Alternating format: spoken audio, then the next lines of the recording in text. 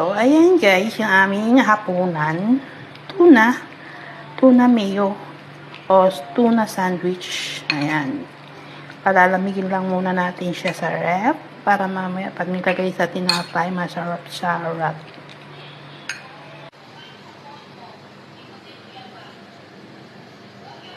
Butter, put onion in, tuna sandwich.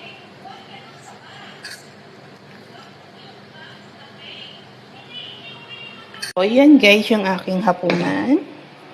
May Pepsi tayong panulak,